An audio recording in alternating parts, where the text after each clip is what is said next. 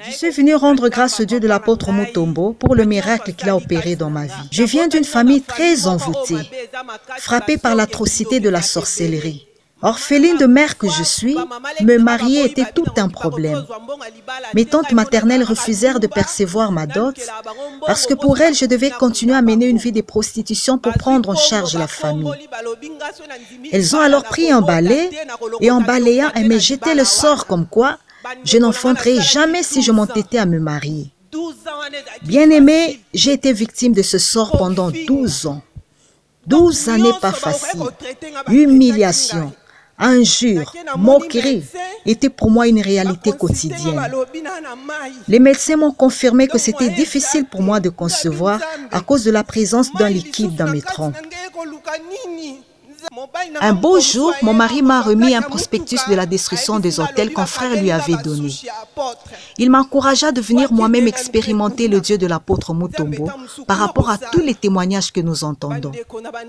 Je venais avec ma foi. Je n'avais jamais vu l'apôtre Mutombo. Je m'appuyais seulement sur tous les témoignages qui se passent ici. Et je disais à Dieu, je serai un témoignage dans mon pays, tellement humilié. Et je demandais au Seigneur que cela ne tarde pas. J'avais l'habitude de me mettre là où les mamans des bébés se mettent. Et je disais au Seigneur, un jour, moi aussi, je me mettrai ici avec mon bébé. Un dimanche, l'apôtre faisait son entrée par là. Alors, une dame qui était assise à mes côtés et qui m'entendait pleurer pendant la prière en suppliant le Seigneur de me donner un enfant, me dit, après que l'homme de Dieu fut passé, de marcher sur ses pas. J'ai marché sur les pas de l'homme de Dieu et je déclarais en disant, « Seigneur, parce que je marche sur les pas de ton roi, aujourd'hui même je vivrai un miracle. » Et c'est le même jour où j'ai parlé en langue.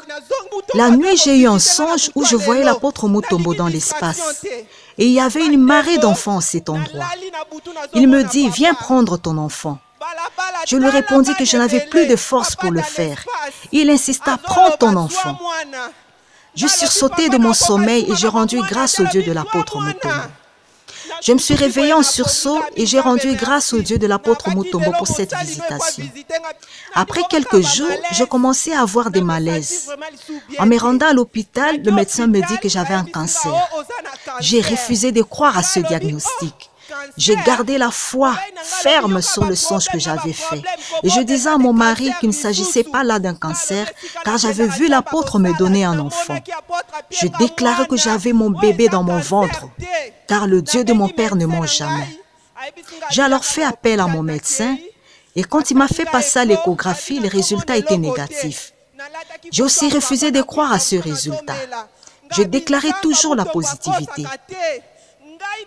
Après quelques jours, je l'ai encore appelé pour une autre échographie. Et cette fois-ci, il m'annonça la bonne nouvelle. J'étais enceinte de 2 mois. J'ai glorifié le Seigneur parce qu'il ne ment jamais.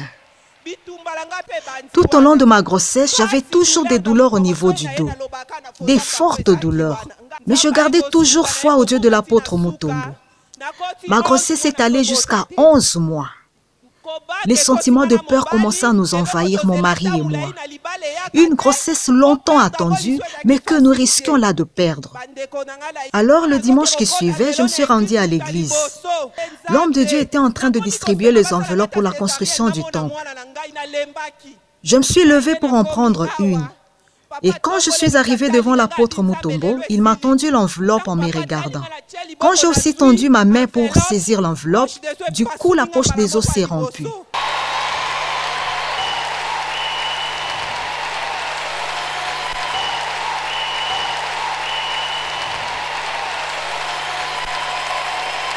Et vite, je me suis rendue à l'hôpital, mais mon cas était toujours compliqué. J'étais entourée par 4 grands médecins qui se disaient n'avoir jamais vu un tel cas par rapport à l'état de mon col, malgré la rupture de la poche des os depuis 12 heures. J'avais perdu les os et l'enfant était déjà en souffrance. Vers 22 heures, une femme sage est venue discuter avec moi, me demandant si je priais. Je lui répondis oui au ministère Amen. Alors elle m'encouragea de garder foi au Dieu de mon Père. Elle me dit, j'ai lu ton dossier, ton cas est vraiment compliqué. On ne sait pas jusqu'au matin qu'est-ce qui pourrait t'arriver. Mais laisse que le Dieu que tu es allé chercher ce matin à l'église puisse te venir en aide. Je me fortifiais en moi-même. Je déclarais non, le Seigneur ne le permettra pas. Il ne permettra pas que le sorcier de ma famille l'emporte sur moi. Et vers 23 heures, j'ai commencé à invoquer le Dieu de l'apôtre. J'ai rappelé au Seigneur son alliance avec son oint. Je dis au Seigneur, parce que la poche des os s'était rompue à 12 heures de la nuit, c'est-à-dire à minuit, j'aurai mon bébé entre mes mains. Alors que les centimètres nageaient entre 1 et 4, tantôt ça montait à 4 et tantôt ça descendait à 1, j'ai dit à la femme sage, à 7 cm et demi, je veux accoucher. Effectivement, arrivé à 7 cm et demi, je leur ai demandé de m'amener pour accoucher. Et une fois au lit, j'ai accouché de mon bébé qui était lié partout par les cordons ombilicaux. Dès qu'il fut sorti, je lui ai administré l'huile d'onction en déclarant qu'aucun sorcier de ma famille ne te touchera. Bien-aimé, voici mon bébé, un garçon, 12 ans après. Le Dieu de mon père m'a redonné la joie. Merci, papa. Merci.